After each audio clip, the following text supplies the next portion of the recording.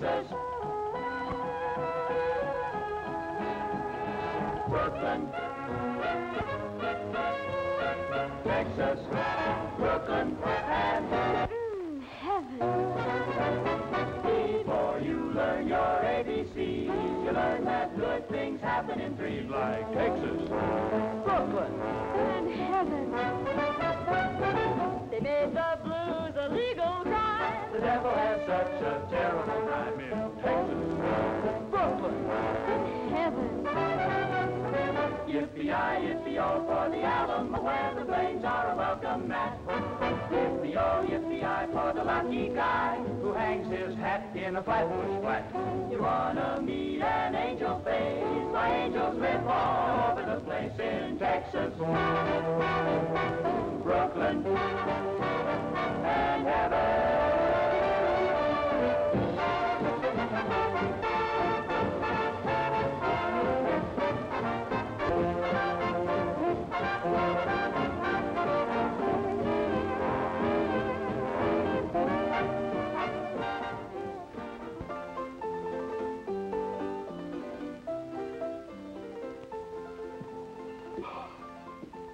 What'll you have? What's with that? What's with what? With that? Oh, house special. You have one? Yeah. I'll have the fourth one. Funny fellow, huh? With or without? With or without what? The story. Is it long? Depends on how many you drink. Okay. Start mixing. I'm gonna work my way up to that free one. Hey, Mike. Why Texas Golden Horse? Why not Brooklyn Golden Horse? 'Cause Eddie Taylor came from Texas. Dallas, Texas.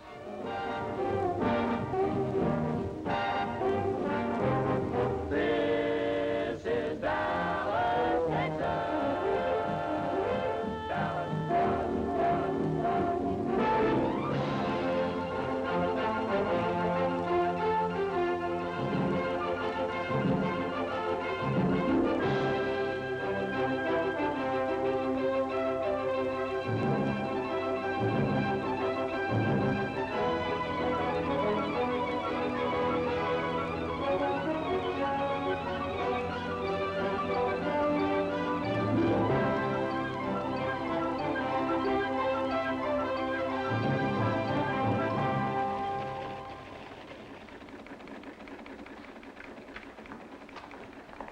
Boy.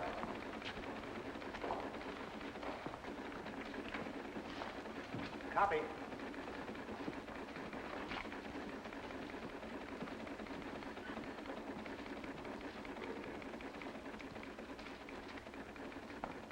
Say, copy. Got anything for me? Nope. You don't expect to get anything for that place. Not on the Dallas News, do you, Eddie? That's good. I'm kind of busy here anyhow. Who are you kidding? Copy. I'll see you.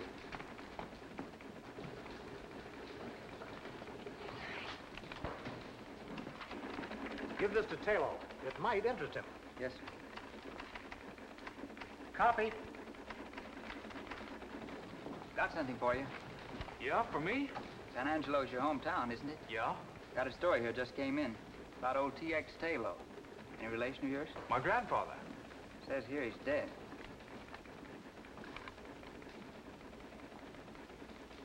He was a very old man. Left you an inheritance, huh? Yeah. His own private money belt and a couple of 1875 Colt revolvers. Well, he remembered me. I'd forgotten him. Seems he didn't believe in banks, so he left me $6,000 in cash in his money belt. Copy. I'll see you.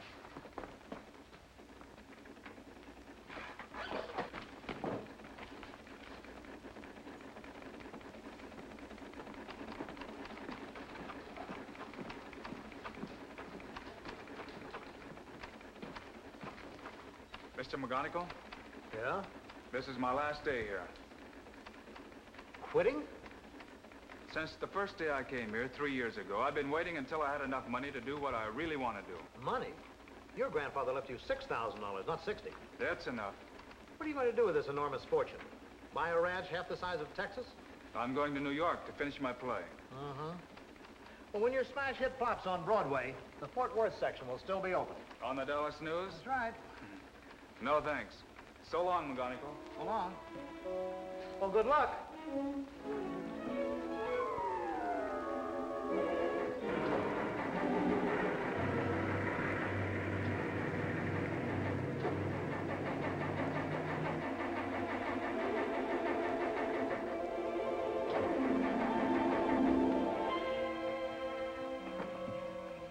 Eddie got off to a swell start. 26 miles out of Dallas, he had car trouble. But if there had been no car trouble... Say, mister, would you give me a lift, please? I'm not very heavy. Where did you come from? I was asleep there beside the road, and then I heard you making all that noise. I guess it woke me. Go away. You're a very rude person. You're not a nice girl. Out on the highway this time of the night. There's nothing nice about you either, not a single iota. It so happens I'm running away from home. Some people do it in style, some have to do it my way. So for your information, I am a nice girl. And now, if you'll excuse me, good night.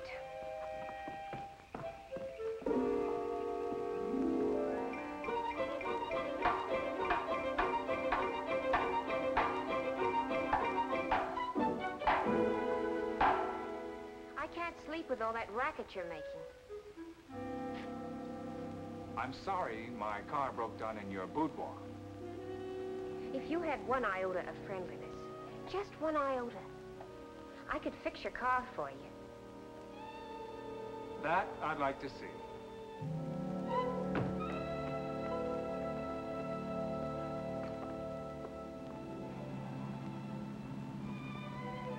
Thanks for fixing my car.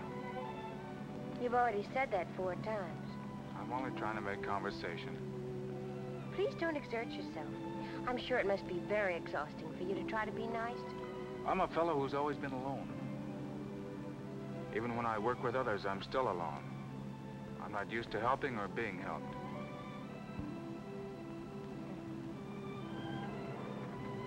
Isn't it funny that I should be running away from the ranch when that's what I like most of all? What ranch? Oh, didn't I tell you? It's the family ranch in Texas. It's just outside of Calinamo City, and it covers about 115,000 acres. And you should see the horses we have. 2,800 of them, not counting the wild mares and their foals. Look, miss, I know Calinamo City pretty well. There isn't a horse ranch within 200 miles of that place, and we both know it. Yeah, but if there was such a place, wouldn't it be wonderful? What are you really running away from? A gasoline station. That's why I know so much about cars. My brother and I ran it till he got married, and then when his wife moved in, I felt sort of unnecessary. You know, like I was crowding the place. Still, it's better than bucking the world on your own. Unless you have a grandfather who left you a hunk of dough. All I have is a diploma from the correspondence school. It's a very attractive diploma, though, and it says I'm a perfect secretary. Shorthand, typing, and business management. You've got a job waiting for you someplace, huh? No, but I'll get one. And then when I've made enough money, I'll come back to Texas and buy myself a ranch with horses. Oh, the loveliest horses. You haven't told me anything about yourself. You've been awfully quiet. We interrupt this broadcast to bring you a very special bulletin. Red Carr is still at large. Red Carr, who robbed another bank in East Texas this morning, was last seen steaming away in a fast black coupe. Up to 10 minutes ago, he had not been apprehended. Special warning to anyone who might see him. Red Carr always carries at least 2 heavy-caliber revolvers. Approach with caution.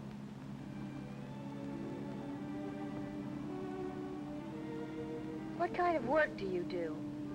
Well, I'm going to New York to write a play. You still haven't told me your name, or would you rather not? Taylor. Eddie Taylor. How do you spell the Taylor? T-A-Y-L-O-E. My name is Peruna Dunklin. I spell the Dunklin D-U-N-K... Watch out!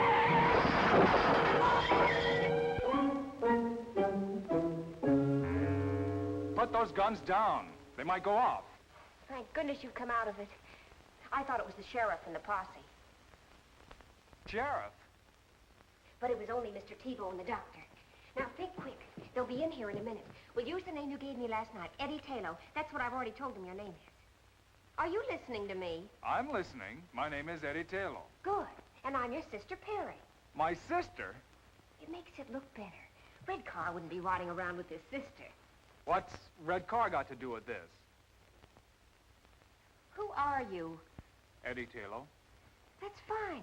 And don't worry about your money belt. I put it under the couch after Mr. Tebow helped me get you into bed last night. I'm getting out of here right now. What happened to my shoulder? You're lucky you're alive. I don't know. And who's this Mr. Tebow? This is his house. He lives here alone. His wife ran away with the dentist, but he doesn't care, he says, because now he doesn't have to pay the bill. Anyway, he helped me get you here after the accident. You remember the accident, don't you? Remember it. I'm still in it. It's getting worse. And we're so fortunate that Mr. Tebow didn't recognize you. Let's get something straight. I'm not Red Car. Of course not. You're Eddie Taylor. We agreed on that, didn't we? It's not a matter of agreement. I am Eddie Taylor. And I'm your sister. I have no sister. You better have one if you know what's good for you. Hello, Doctor. Hello, Miss... Taylor. Perry Taylor. And, you're... I'm Red Car. You've heard about me, Doc, haven't you? Why, everybody around these parts knows about Red Car. What are you nodding your head for? Don't you believe I'm Red Car, don't you? Yeah. And now, perhaps it would be better if I talked to the patient alone.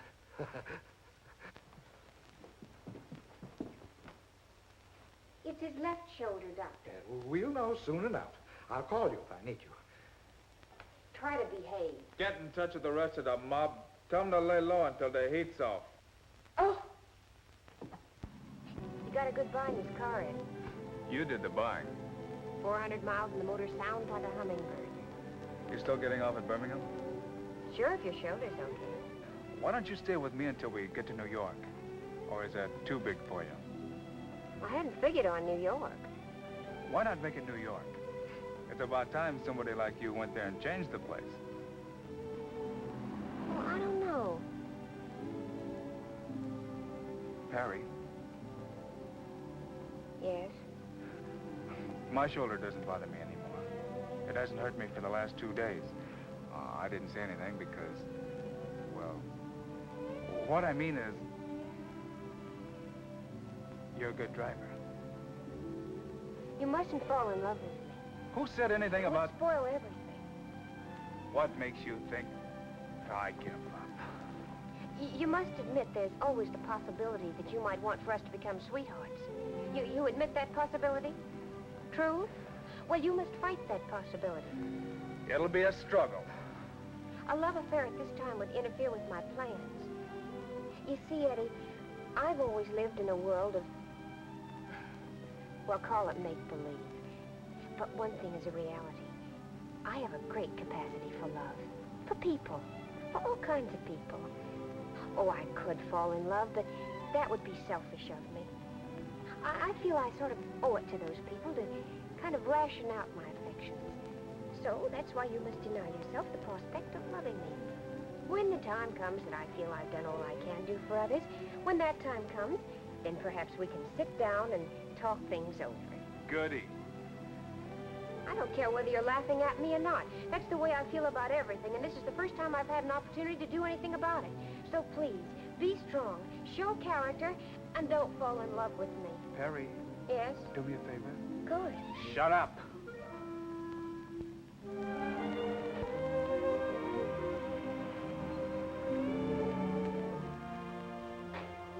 What are you gonna do, walk out on me right now? You said your shoulder's okay? Well, I'm a little tired. You drive for a while. After all, it's a long way to New York.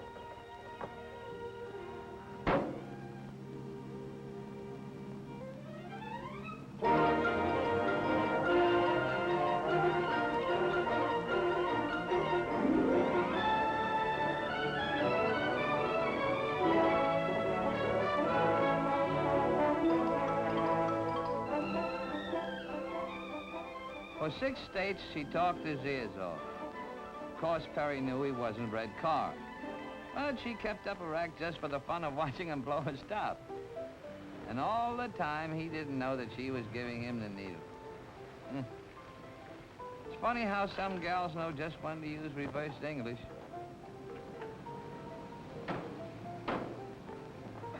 Well, anyway, it's not expensive like the others. It'll make a good hideout. For the last time, I don't need a hideout.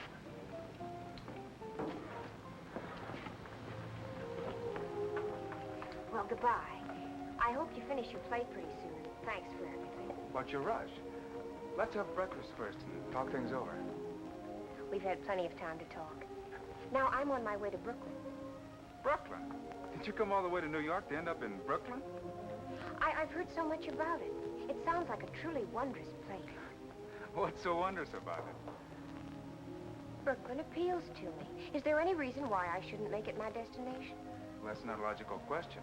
I can't give you a logical answer. Well, goodbye.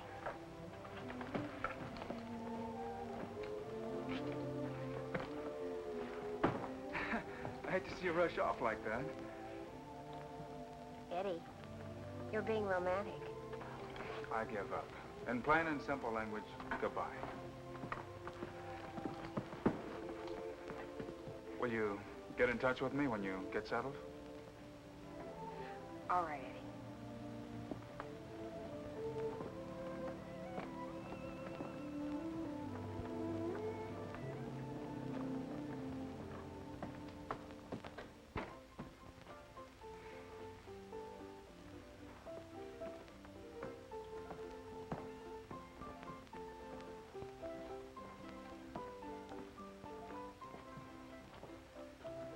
Let me have a room and bath, please.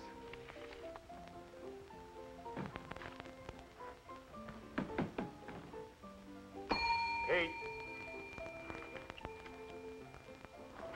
105.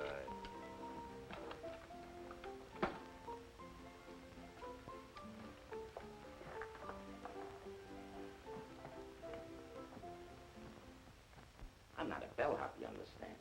I'm a kind of a general all-around everything. A bellhop would starve to death in a flea bag like this. Present company excluded, the customers here are anti-tipping. That's why I gotta be illegal to make a living. Like I take small bets from the horse playing set. I got a regular clientele. You can become a member. Where's the phone? No phone. A hotel without a telephone? Downstairs near the bar, there is a public phone for the accommodation of the guests. That's very accommodating. Frankly, it's a plot against the customers, to make them drink. You see, every time you go down to answer the phone, you buy a drink. Well, what if I don't want to drink? Don't be a character. You get into the habit. That's why Mr. Simpson yanked all the phones out of the rooms. Let them do their phoning in the bar, he said. That'll make them drink. Understand the psychology? Well, I don't want to hurt your feelings, but I don't understand the psychology. Look, I'll explain it to you very simple. Say you're a guy, and you answer the phone, and it's your girl, and she says, Harry, take it like a man. From now on, Joe has took your place in my heart forevermore. What is Harry gonna do? There is a bar, all laid out for him. Congenial company, and a bartender will listen to anything. What is Harry gonna do? Right. And it doesn't make any difference whether it's his girlfriend, or it's the boss, or even if it's the bookie trying to collect a bet. Good news or bad news, he's bound to take a drink. Sometimes to forget, sometimes to remember. And then there's the nervous type. He's got to have a drink before he answers the phone. This type Maybe you don't have to work, but I do. A writer. Do you mind? A regular character. If anybody calls you... Nobody's going to call me. But if I get a call from Brooklyn, and it's a girl, nobody's going to call me. But if anybody does, I'll come up and get you. You don't have to worry about tipping me. I make my money illegal but legitimate. Only, I got to figure you out first. Yes? Yes. We'll do everything we possibly can. Goodbye. And now, Miss Taylor, what kind of room would you like and what district? You know the YWCA may not be able to find it for you. I'd like to live in the loft of a stable. A stable? Did you say you wanted to live in a stable? Yes, please. If it isn't too much trouble. You're aware that there might be horses in that stable? Oh, yes, of course. I'd favor a stable with horses in it. But if you can't find one with a horse in it, I'd still favor a stable, even if it was empty. Oh, well, now that makes it much simpler. I hoped that I would be able to find such a place here. After all, this is Brooklyn, so naturally... Oh, yes, naturally. Naturally.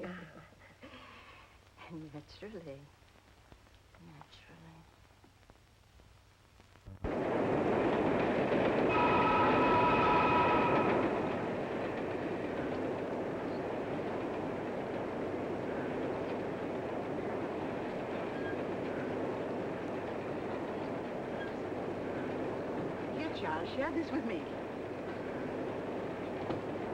Thank you. Delighted, my dear. Delighted.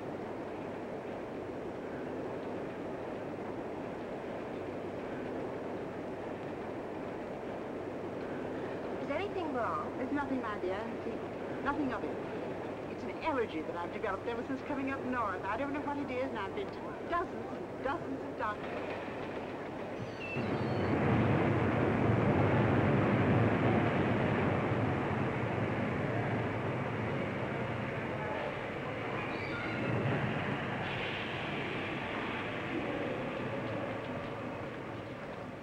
That wasn't a nice thing to do. My dear child, I am ashamed of myself.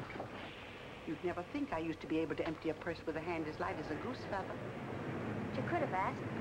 I asked no one. And anyway, with my police record, I shouldn't even be seen on the streets. By the way, honey, before you call the coppers, would you treat me to a meal and a mere gesture? And I promised not to run away. I couldn't,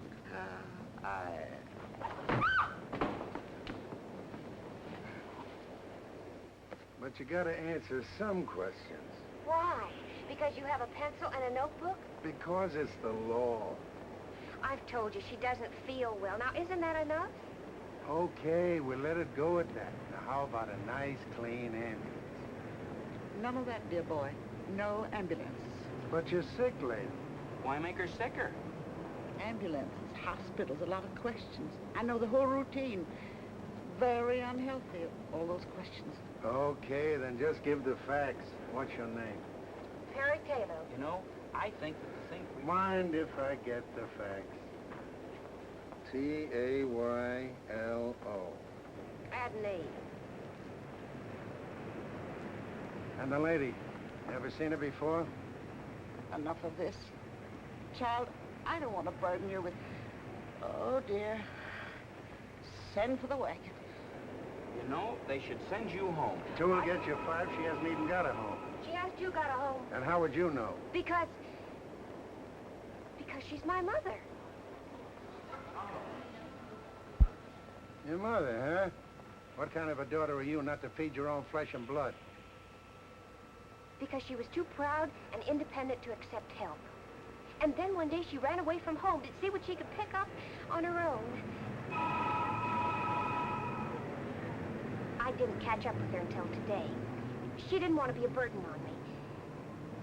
Or on my brother. You see, I have a brother, too.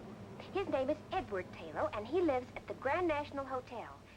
She's his mother, too. Now, that makes everything fine, doesn't it? Okay, you're going to take her home with you and take care of her? Of course. And your address, Grand National? No, it's 9006 Flatbush Place. Not the house itself, the stable. 9006 Flatbush Place. Now you're doing the right thing. And where do you live? Oh, I don't want to get mixed up in this. I was just waiting for a downtown express, but I'll take a local.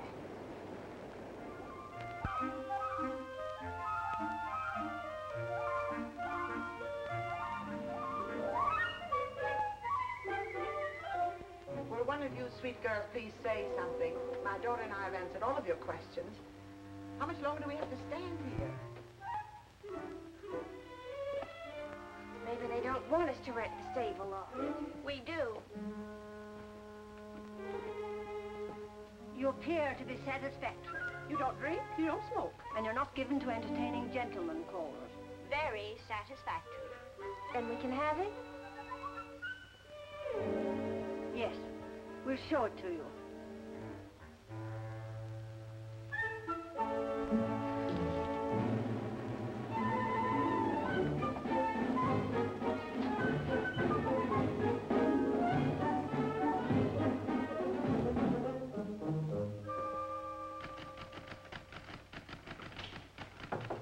Come in. Telephone for you. For me? The police department. Well, it's a gag. Why should the police want me? Don't be disturbed, character. When the police use the telephone, it can't be anything serious. Maybe they just want you to identify a corpse. It's okay, you can go that way. We're informal here.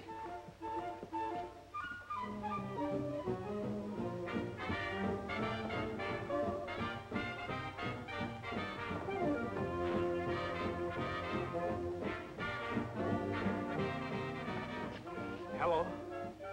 Yes? Well, this is Eddie Tiller speaking. My mother? Well, if my sister Perry told you that, you can take her word for it. Yes, sir. I'll see to it that my mother is properly fed from now on.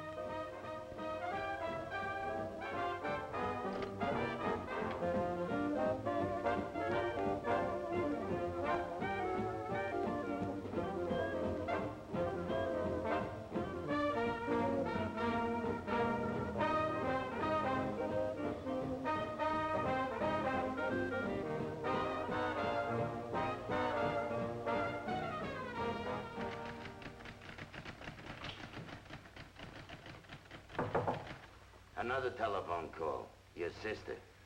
Tell her that I'll take it.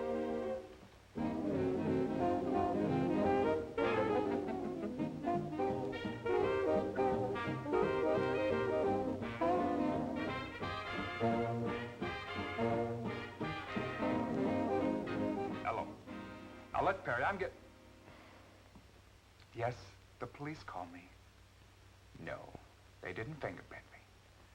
Listen, Perry, how can you get yourself into so much trouble in so short a time? There's been no trouble, not one iota. As a matter of fact, I have something good to tell you. I found a wonderful mother for you. But I don't want a mother. But Red Car needs a mother. Don't you understand the psychology? I don't care if Red Car needs a mother. I'm trying to write a play. All right, but don't get hysterical just because I was trying to help a nice lady who was hungry. So I arranged to have our mother stay with me. Go on, give me the facts. Now, if you'll promise not to get mad, I'll explain something about our mother. You see, many years ago, she had a sort of a tendency to pickpockets. Did you say that our sweet, loving mother is a notorious pickpocket with a long prison record? Will you or will you not stand by me? Of course I'll stand by you. What else am I going to do? But, Perry, please, can't you get yourself involved in something simple? Like a triple murder. Oh, Eddie, I'm terribly sorry I've been such a burden to you. And you have my solemn word that I'll never do anything to make you angry or upset you again. Okay, Perry, okay. I'm not angry with you.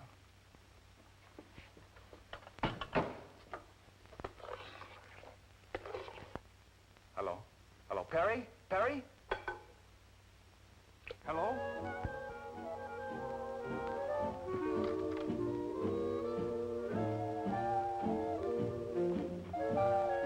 Let me have a double. Never mind.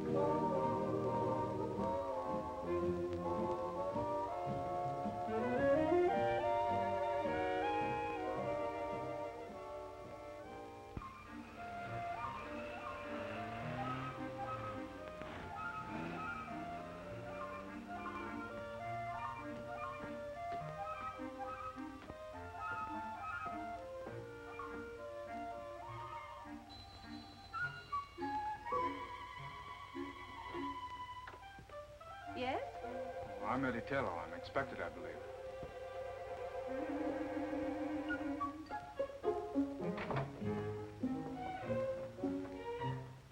These are my sisters, Miss Pearl Cheever and Miss Opal Cheever. How do you do? He doesn't resemble his mother. He doesn't resemble his sister. No. I take after my father. Oh. We do not permit smoking here. Well, I'm sorry. We're very disagreeable Everyone in the neighborhood says we're mean and spiteful. and utterly selfish. And we are. Yes. I'm sure you're not. We do not deny the truth. We're most unpleasant indeed. And we'd rather you didn't go around Brooklyn saying nice things about us. No. My son. My dear, dear son. It's been so long, my darling boy.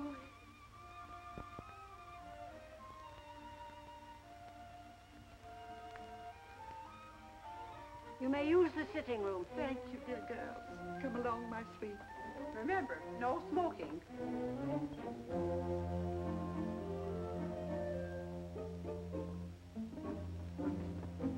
Excuse us, please, dear girl. You could have called me Mother. But I wanted to call you a lot of things. But that triple threat out there stopped me cold. I called you about Perry. Well, it's about time. If I'd known this address, I would have been here 3 weeks ago. Well, Perry didn't want to get in touch with you until she had a job. Now she's got a job. Why didn't you call me? Well, it's a strange kind of a job she's got, my boy. If this job is something you got her, if you're getting her mixed up in something crooked, Just look who's talking. I may have lifted a lever now and then, but I never pulled a bank job. But for Perry's sweet sake, your secret shall remain locked deep within my heart. What about Perry's job? What's wrong? That's why I thought we'd drop down and watch her while she's at work. Then you can decide what course of action to take. Oh, can't you tell me about it? Where's she working? Coney Island. And imagine we can get some hot dogs while we're there. Come along, my sweet.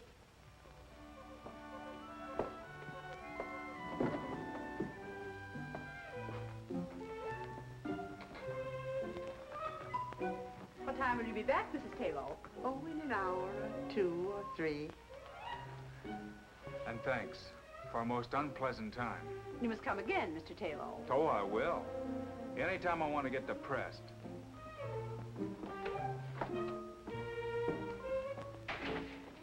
We should have listened in on their conversation. We should have. Next time we will.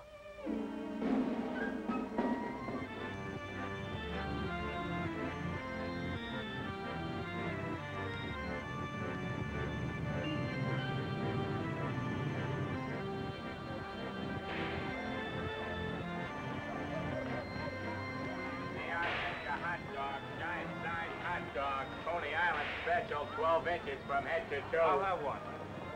You'll have one what? Well, I was under the impression you sold hot dogs here. Well, speak up, buddy. I can't read your mind. Here, get your hot dogs. Everybody likes them. Only 10 to a customer. Mustard? No. Take it or leave it, buddy. In this business, we got a short season.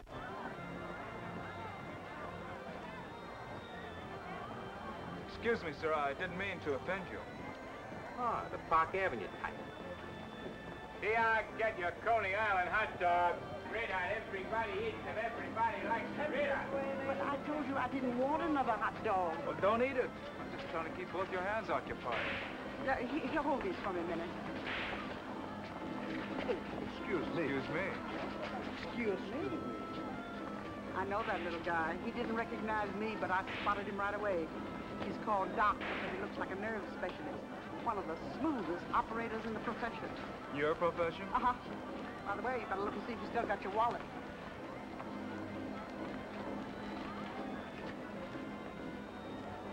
I knew he was lifting levels the minute he bumped into you. And I suppose you lifted it for me to prove to me that you've reformed. No, child. I just want to see if my technique is better than the doc's. Maybe I didn't compare it. But I wish you wouldn't say I'd reform. Makes me feel so old and useless. Other you call it retired. I give you the greatest entertainment value on the Midway. water name? This is it. What's Perry doing in there? We're down here to find out. And I hope she can swim. Presenting the water name.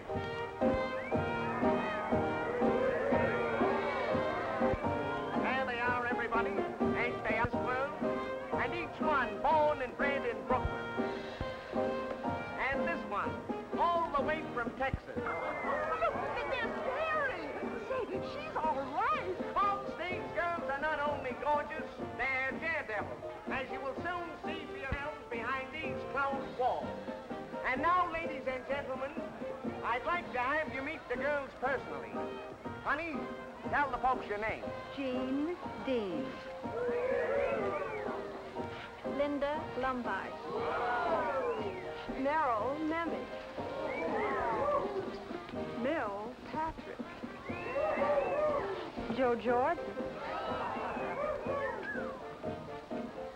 Jean Stratton. And you, honey. Hey, you. Hey, you. My name is Perry.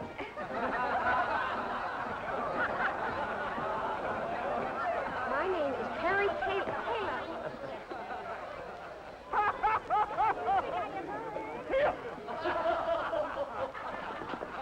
Keep your hands off of her. Go away, Sonny. You bother me.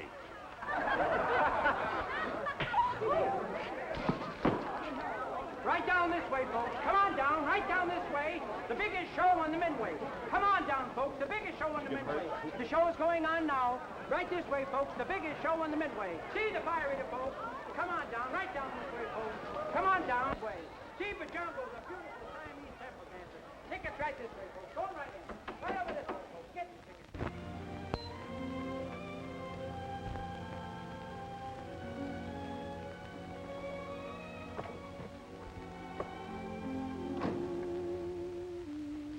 I'm obliged to you, Eddie, even though you made me lose my job. I'm obliged to you because I know you meant well.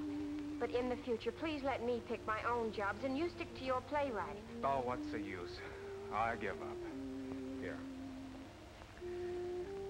Call it a loan or whatever you want. You'll need it until you get another job. Well, thank you, but I'm not looking for charity. Good night. Hey, mother of mine. Here, you try to give it to her. Well, she said she didn't want it. I know, but you're slick enough to figure out a way of getting it to her. Or are you going to get high-hat on me, too? Frankly, yes. We, and I speak for my daughter and myself, want no further interference from you.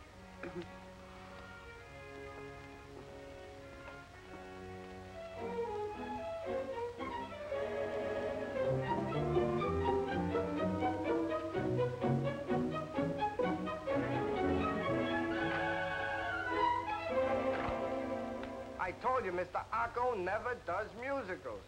Junior, how many times do I have to tell you to keep that phone off the hook when I'm trying to eat? Eating? Yeah, I was having a little snack in there, but I've got a very sensitive stomach, and I can't eat a thing with the phone So ringing. you mean to tell me that you've been eating all the time I've been waiting? Junior, Yeah? who is this man? He wrote a play. I returned it to him, but he insisted on a personal interview with you. I told him you'd be tied up for at least an hour. And all that time you were only eating? Well, why not? I didn't bother you when you were working on your play, did I? Why do you feel that you should bother me when I'm trying to eat? Oh, stop that. This is no beauty parlor. Now, do you mind if I return to my chicken sandwich on white toast with no dressing? Wait a minute. Before you go, I would like to know something. In fact, I've reached the point where I must know. You see, everybody on Broadway has turned down my play. Now that I've exhausted the field, I've got to know. Should I try to write another play? I never read your play. You know...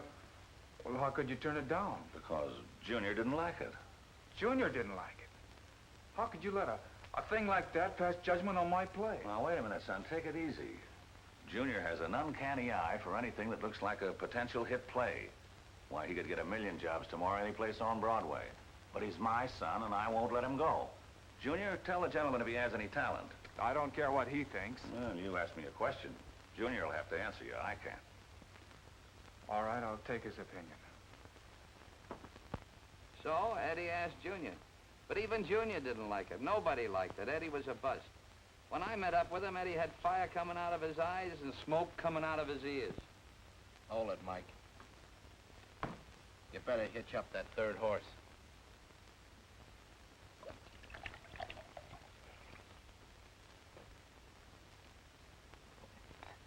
What's more? What's more with what? What's more with the story?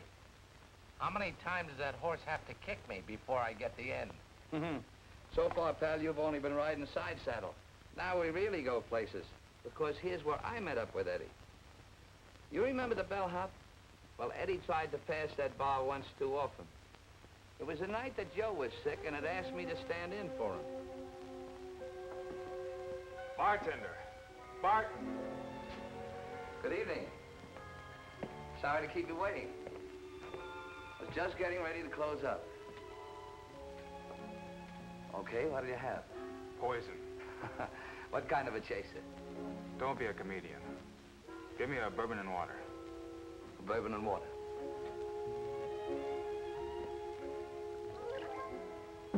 You can call me Mike. Why? That's my name. Oh.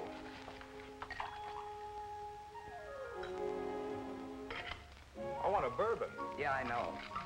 But I want you to try one of these. It's a little concoction of my own. Look, I ordered a straight bourbon. Yeah, I know. But just try one of these.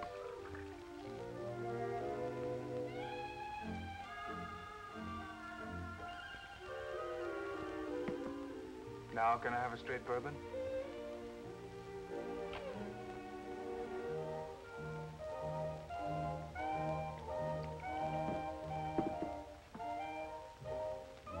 Good, huh? What do they call this drink? Golden Horse. Okay, Mike. Let me have another golden horse.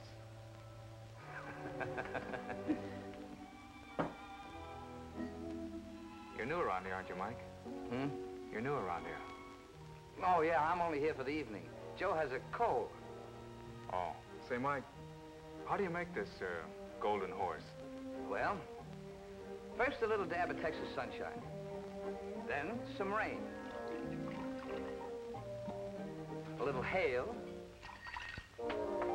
Gotta have some hail. Some snow. A couple of earthquakes. Then you make a very tiny waterfall out of it. Just a little teensy one. And you top it off with some good old Mother Earth. I like you, Mike. You've got a great sense of humor. Pour one for yourself. Thanks, Eddie. How'd you know my name was Eddie? Oh, he told me when you first came in. Oh.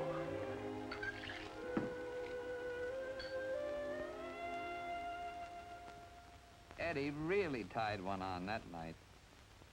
6 hours and 12 bars later, I got the whole story. How he cost Perry a job and how he was the world's worst playwright. Along with it, I got the idea that there might be something I could do for these kids. Hot thing first. Got Eddie sobered up the easy way. Flat on his back in Prospect Park.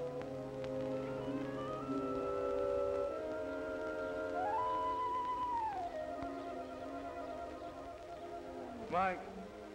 Mike? How is it, Eddie? New world's record for a hangover. Well, the Turkish bath ought to help you a lot. There's one near here, too. Best Turkish bath in Brooklyn. Brooklyn. A truly wondrous place. I thought you'd like it. At Prospect Park. Oh, I could lie here for hours. It's like Texas, without the sagebrush. You know what I need? A long ride on a horse.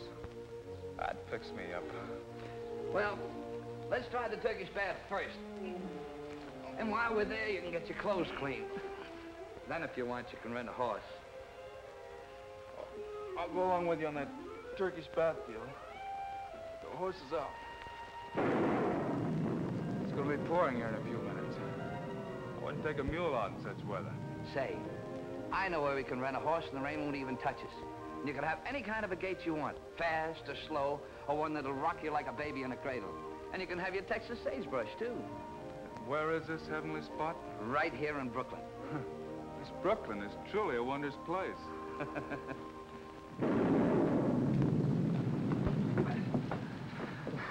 The Turkish bath was one thing, but this I don't believe. Here I get to ride a horse through sagebrush? Come on, Eddie.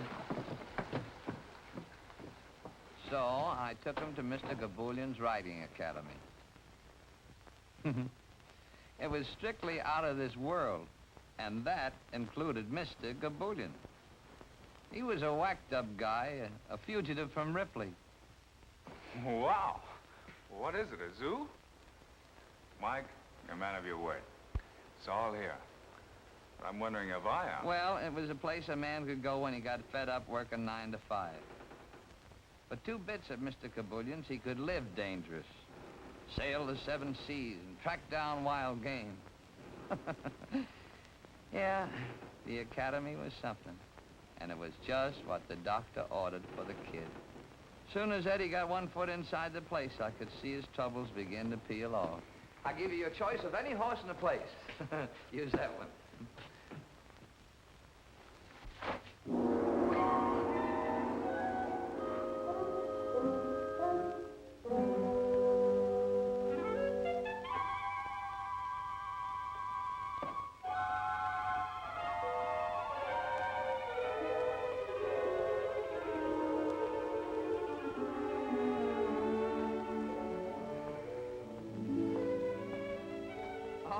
Mr. Gaboulian.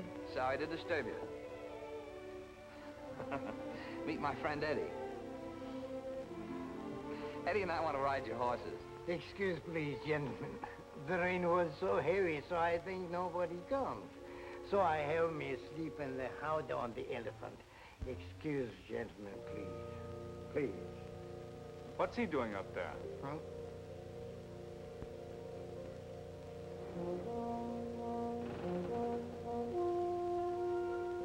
That's Captain Lars Jean. He was a real skipper once.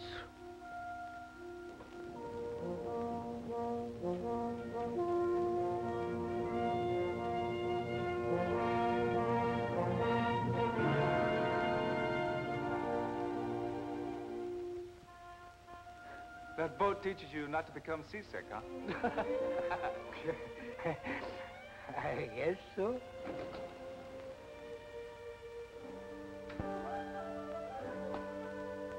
Excuse, please, gentlemen.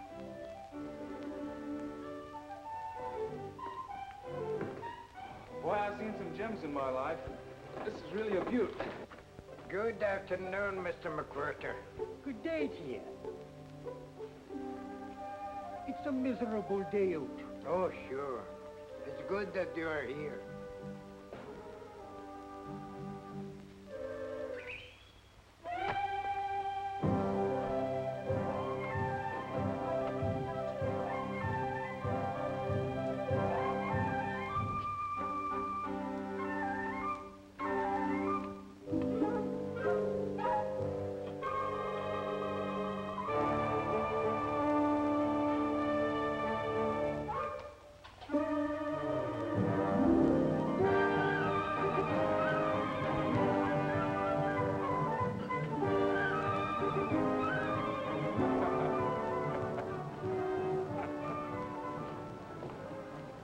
Mr. Robert Bruce McWhirter. He owns a nice beer store on Fulton Street. So every day he rides the camel.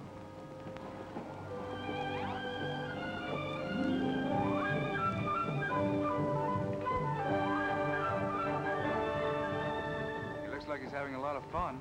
A lot of fun? That's the only thing that makes him happy.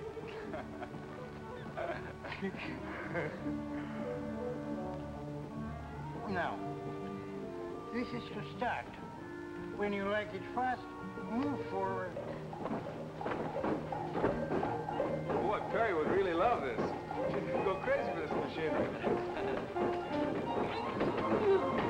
Hey, Mike, look at me.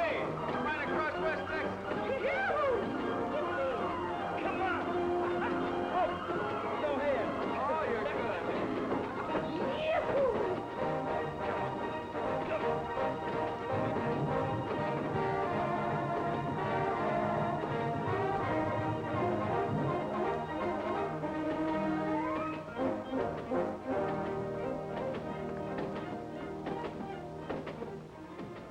Mr. Gabulian, Yes? I want to make you a business proposition. You see, I want you to hire a young girl to help you run this place. maybe I better wash my face. My eyes, maybe they are open, but my mind is still asleep. Excuse me, please. Mr. Gabulian. Yes? She'd be wonderful for you. She loves horses, and she could fix any mechanical gadget in case something should go wrong. You make a joke. Excuse me, please. Mr. Gabulian! Yes? I mean it most seriously. She would be a real help. Help me what, sir, please? Help me not to see a customer? Help me not to pay the rent?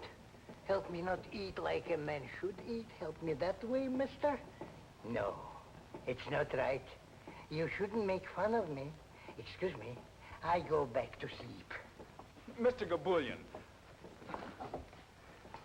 Yes. I know you can't afford it. So I'll give you her salary every week, and then you can pay her. Or in other words, she'll be getting the job on her own. Understand? Why should I go back to sleep? I stand here and I sleep already. Don't you see? This girl needs a job. And I want her to have this one, here. You'll have someone to help you. And it'll cost you nothing. It will cost me nothing? Absolutely nothing. I'll even pay for the ad in the paper. Wanted. Young girl from Texas. Must know and love all kinds of horses. Must be honor graduate of correspondence course. Now remember, the only one you hire is Perry Taylor. Perry Taylor? I'll write it all out for you later. What have you got to lose? Just think, Mr. Gabulian, you can sleep as much as you want. I think it over. What is there to think about? Nothing. Only it makes it sound like better business. So I think it over for a minute, please. Then I give you my answer, which will be yes. Swell. Now, we each put in a nickel to begin with.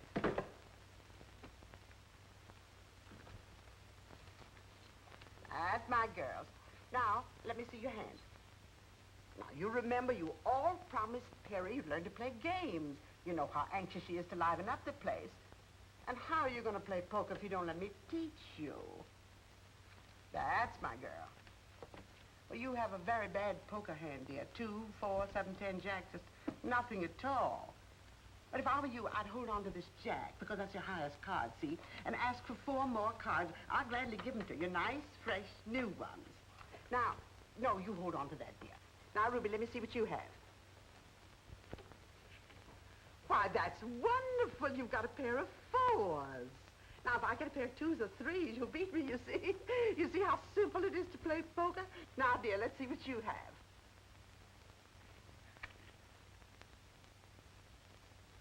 Oh. Well, you have a very good hand, dear.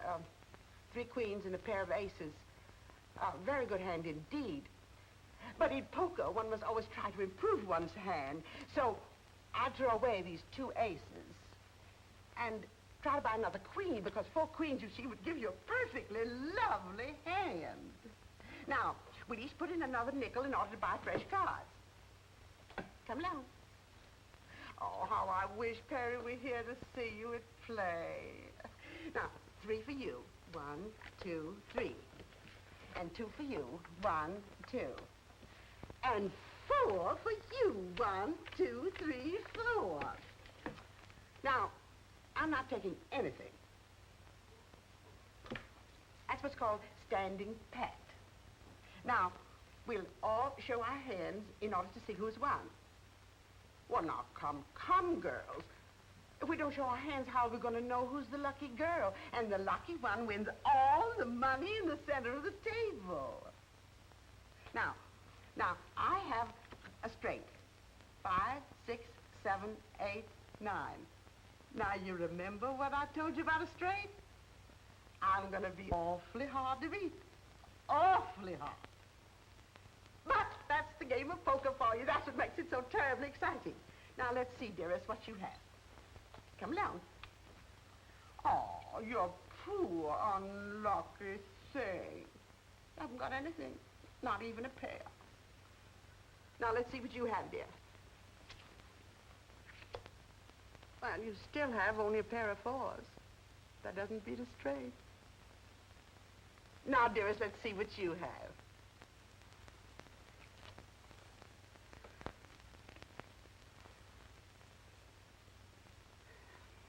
Four queens. 4 of a kind beats a straight. That's what you taught us. I sure enough taught you that. I sure enough did. Well, we'll have to try another time. I've got a job, a new job, a wonderful job, a most heavenly job. Oh, good news is always good news. I'm so happy for you, darling. It's just what I've always wanted. Horses and a camel and an elephant and a lot of other things. I didn't know the circus was in town. It isn't. We always know when it comes. We always get free passes from our grocer, Mr. Prickle. No. It's a riding academy. And all the animals are mechanical. But they're so lifelike they're practically real. And I'm to be executive manager. Isn't that too good to be true? Oh, no. But I've got to have a riding habit. I wouldn't look as if I were running the place unless I did. You know, I've noticed that our dear Cheever sisters are very handy with the sewing machine. We've never made a riding habit. Only Mother Hubbard's. And slip covers. Yes, but under my supervision, dear girls, you'll make a riding habit, a more than suitable riding habit. But first, let's return all the losings to the losers. You were the only loser. Well, I guess I'll have to teach you how to play gin rummy. There were about 50 other girls for the job, but I got it. All in all, those 3 ghouls downstairs clipped me for $8.40. I tried blackjack, casino, double solitaire. I even invented a game and called it Chuck Full of Luck. But that's a commodity on which the Cheever sisters seem to have a monopoly. But it's worth it. Do you notice how congenial they've become? I knew it would work, and I'm so grateful to you. After all, it's your money, child, if you don't mind spending it, trying to warm up those 3 ice cubes in petticoats. Turn around. Not that I think they ever will warm up. Oh, yes, they will. I've already convinced them to come to the academy one of these days and try a ride on the animals. I don't get it. This concern you have for other folks. I don't get it at all. I've met a lot of people in my day, both inside of prisons and outside. But somebody like you, what do you expect to get out of it? Oh, if I can make people happy, it makes me feel good, that's all. Well, what about making yourself happy? But I am. Very. I'll let you in on a little secret. You're not. And I'm referring to that certain party named Eddie Taylor. You know, I was in love with my probation officer once. I had such a crush on him, it gave me a thrill just to report to his office. But of course, I had to curb any display of affection because, after all, he was my probation officer. But you and Miss Eddie. How do I look? Don't ask me, ask Eddie Taylor. Dear child, you interfered in my life, so I feel I have a right to interfere in yours. You did something that state prisons, penitentiaries, small jails, and 8 parole boards couldn't do. You made an honest woman of it. Of course, there's enough larceny left in me to keep me attractive. But I want to do something for you. May I, sweet? I know what you're going to say. Well, then why don't you do it? I can't. I can't now, not until he's finished his play, because that's what he wants to do more than anything else in the world. And I wouldn't want to clutter things up for him. You could help. That's what a woman's for, to make a man think he's successful. Oh, no. He told me definitely. He works alone. After he's a success in the theater, then maybe... Well, maybe then. Well, I tried to help. But you have. If I were certain, if I were really certain that Eddie wanted me, you know what I mean. Well, the least what you can do is to call up that idiot and tell him you're working and where. I'll do it right now. Eddie.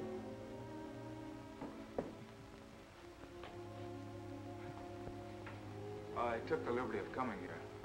You don't have to apologize for visiting me. I'm not apologizing. I came to say goodbye. Goodbye? You mean like farewell? I've been wanting to say farewell to everyone. To you, to Mike, except Mike isn't around. So, farewell, Perry.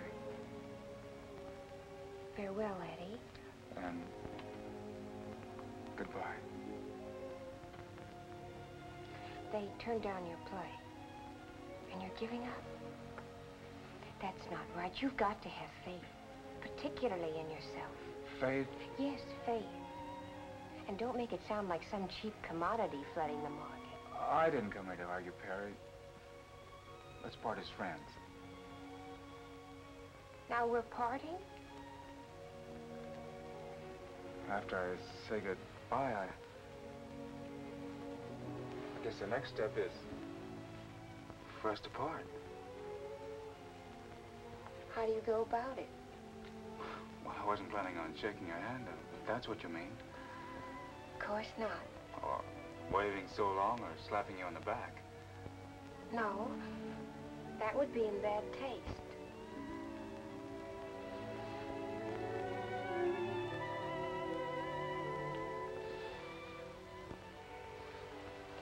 You may fall in love with me now. Thanks. Mr. Gabulian. Yes? I have figured out just how this business should be run. You see? I've made a graph according to seasonal changes. Excuse, please, I go back to sleep. And Mr. Gabulian. Yes? I have made a very detailed study as to why business has been bad up till now. The study she makes. It's easy like pie. When nobody comes in and uses the machine, then business is bad. So far, 6 months, 3 people come in, so I know business is bad. I know it, Mrs. Gabulin knows it, and all my relations know it. Now she comes and makes it with pen and paper and tells me that business is bad. Big surprise. Excuse, please, I go back to sleep. He's upset because I had him print up 1,000 handbills to advertise the place. Mandy's going to give them out in various sections of Brooklyn. You think that'll help, huh? Oh, yes. The point is so few people really know about the Academy. All we have are 2 regulars, like Captain Jean over there and Robert Bruce McWhirter, who comes in every day to ride across the track. Is he still at it? Huh? How did you know about him? I think I'll take a pony ride. Why, Mr. McWhirter, are you going to take another ride today? Indeed I am. I've been feeling restless all day, and I thought, if no one else is going to use it... Oh, no, Mr. McWhirter. That camel is yours. Thank you.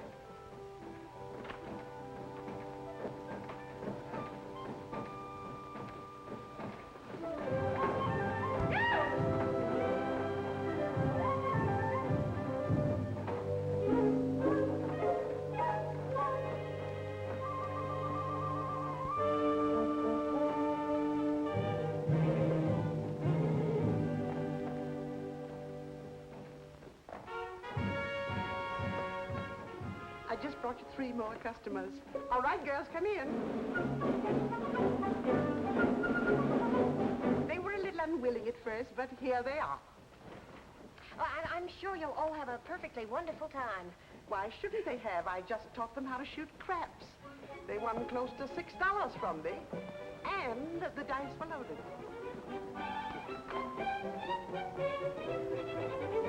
May I offer you the finest horses in the stable? Oh, thank you. Now, you 2 girls take this one. Happy, Mandy? Thank you. I don't need any help. Cheaper. All right, come on over. Stirrup. Up you go. There we are. Fun.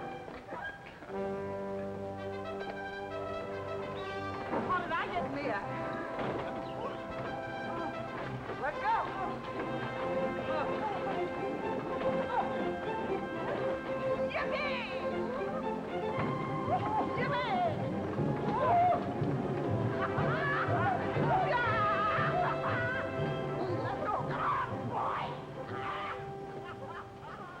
Wouldn't it be wonderful if we could have business like this every day, all day long? Then you'd be completely happy, huh? Almost, Eddie. If only Gabulian would change the name of the place. Yeah, that's a good idea. I've got a name for you. The Golden Horse Academy. The Golden Horse Academy. It's perfect. It'd be a good name for a ranch, too. Let's figure it out.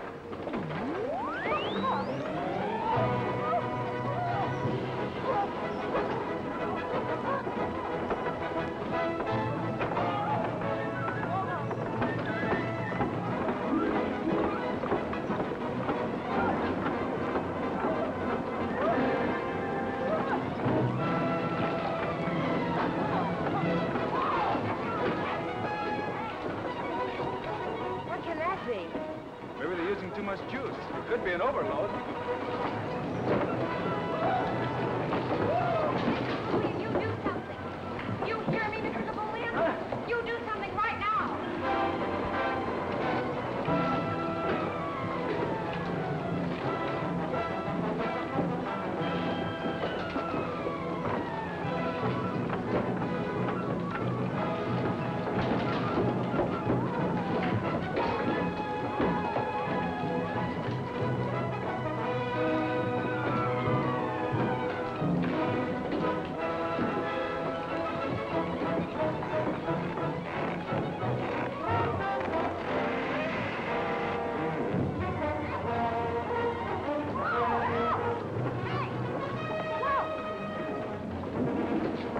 Where's the main switch?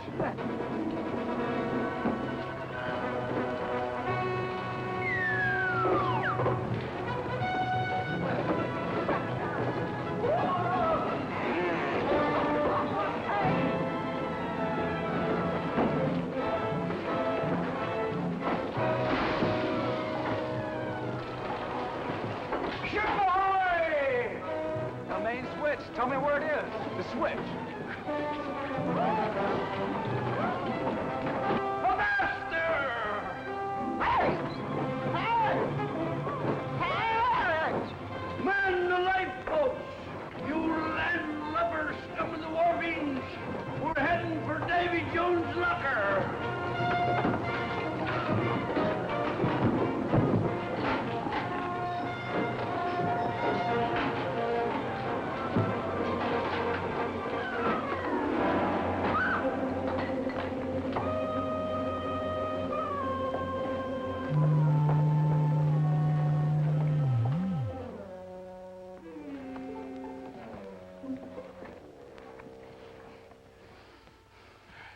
What happened, please? What a ride. Too much business. Just too much business. Yes. You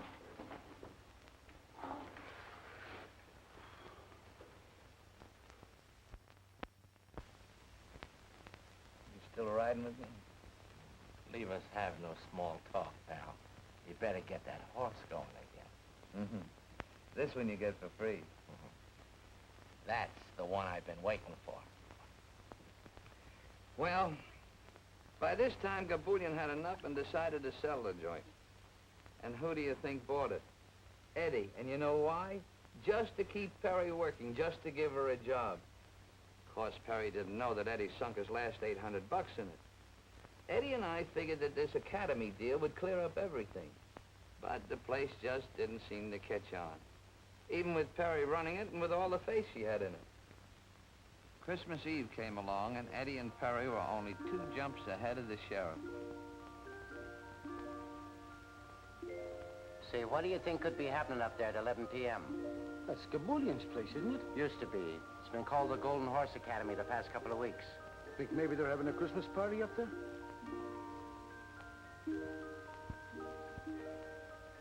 Lovers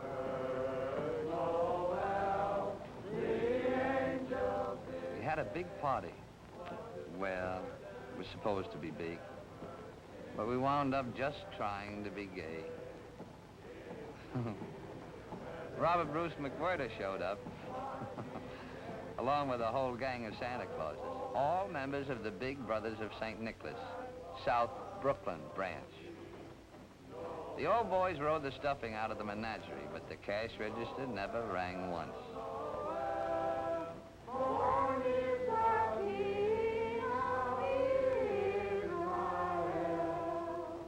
Then Officer Carmody came in. Well, Merry Christmas, Marcus.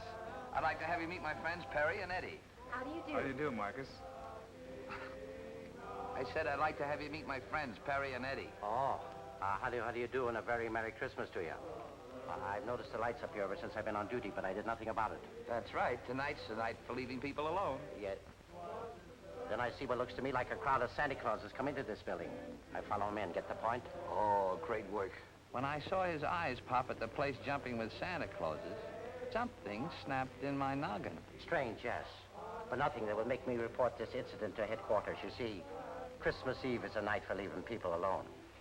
What do you mean there's nothing wrong? How would it look if a passerby saw them come in and reported it to your superior officer? How would you look if you said you didn't think it was important enough to call the station when you saw a horde of Santa Clauses come in here and take over the riding academy at this time of night? You think I ought to check with the sergeant? Is that the sort of thing that happens to you every night? But this is Christmas Eve. Well, does that explain the situation as far as an officer of the law is concerned? Don't let anyone leave. I'm going to call the station. Come with me. Give me the numbers of all the newspapers. Manhattan as well as Brooklyn. Hello? City desk, please. Soda, Pop? Yes, dear. I'll have just a teensy. Well, really, girls, there's a limit to how far we can go. Why? I don't know. Yes. Well, just a few.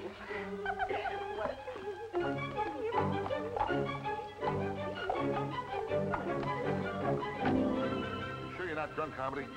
All right, I'll check on it. I'll check on you at the same time. Sure there's a story in it. Sounds like a lot of human interest. I'll send a man over. Right. Well, if you won't help me, I'll call the police commissioner. I tell you, he does this every Christmas Eve, but he always gets home in time for dinner. Something must have happened to him. Here's a newspaper in the Bronx. Well, give it to me. We want complete coverage. 50 Santa Clauses? This time of the night? Have you got the address? Yes, Alice, I've already called the police. Oh, you have too? Well, what could have happened to them? We just got a tip about 100 Santa Clauses, all drunk, running wild someplace in Brooklyn. Yes, lady, I got all that. Now, how was your husband dressed? Oh, like Santa Claus, huh? Maybe he got stuck down the wrong chimney. Now, look, lady, don't take it so serious. We'll find your husband all right. No sense of humor. Gin.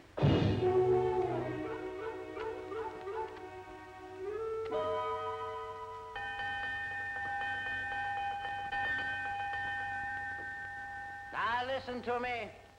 Listen to me, all of you. Your wives and your children, your friends and your neighbors are burning up the telephone wires asking if any of you is behind bars at the police station, or lying all torn to pieces on a hospital bed, or stretched stone dead on a cold slab in the morgue. Well, are you? No, I got a list of names to check on. You lads are going home right away. Big smile now. Oh, come on, bigger than that. Smile. There we are. You know, with this publicity and everything, you have here a pretty valuable piece of property. But Cheever sisters want to buy it. What do you think, Perry? We could always use the money to buy a ranch.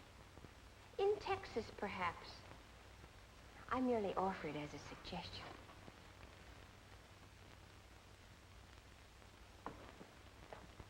We'll raise herds of golden horses, Eddie. Real golden horses.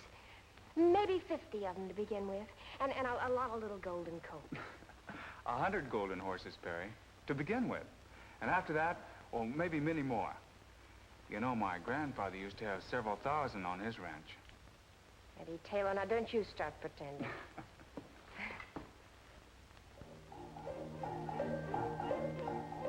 And so Eddie and Perry got their ranch, which is what they both wanted all the time. Now in Texas, babies come on golden horses. None of that stalk business in Texas, no sir. And that whole ranch was loaded with golden horses. You expect me to believe all that? How'd you like the drink? Fine. Didn't even feel him. So long, Mike. So long.